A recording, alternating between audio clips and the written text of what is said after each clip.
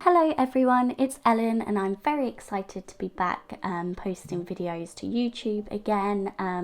So I'm kicking off my first video back with some junk journal flip throughs. So these are the journals that I have been filling in while I haven't been filming and sharing my layouts. So we recently moved house, which is quite a big deal with a toddler. So we've been so busy, and our house needed to be decorated and everything before we moved in. So yeah, the last few months have been really busy. But the wonderful thing about moving house is that I finally have a craft room. So I've also been spending a lot of time setting all of that up.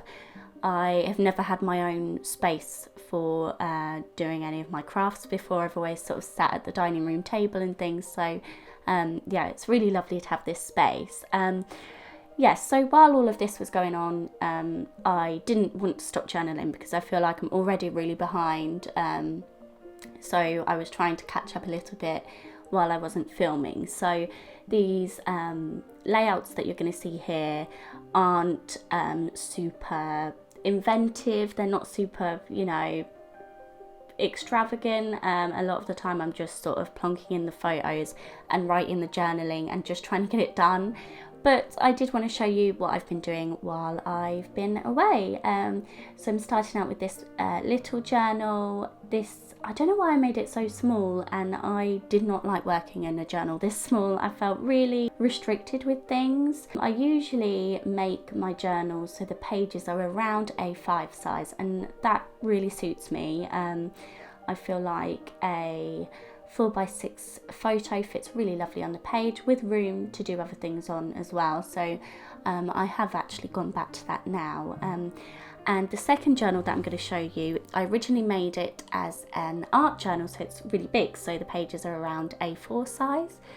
And I haven't done art journaling in a while, and once I'd run out of room in this journal, I wanted another journal to to carry on with my journaling without having to make one, because like I said, we're in the middle of moving and everything. So I decided to just adapt that and use it as a junk journal, and that was really fun to have all of that room.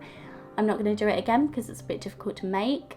It's a lot easier to make it sort of A5 size, because then your A4 sheets can just be folded in half, and yeah, it's a lot easier. But I really did enjoy working with all this space, so it might be something I consider doing in the future. Yeah, I really enjoyed this space. The only thing is, once you start adding things like flip outs and stuff, it's hard to fit the whole spread into the area that I've got to film, so that would be a bit tricky if I did that again. But no, overall, more room is better for me. I like a lot of space just to add all of my things, add all my journaling. I add a lot of embellishments into my spreads, so more space is an advantage for me.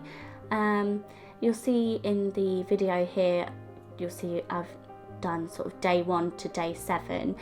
This was our family holiday that we took last year, so I sort of documented it day by day, which is why it says day 1, day 2, so on, which was really lovely again to have all this space, because I took so many photos. So obviously more space, you can fit more photos on, and my journals are always photo heavy.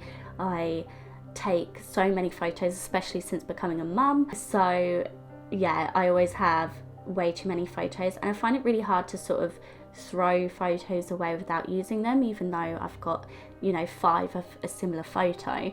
I find it really hard to get rid of them because they're normally of Theo, and I want to look back on all of the photos one day. So my journals are always photo heavy, and they're gonna stay that way as well. That's just how I like them personally.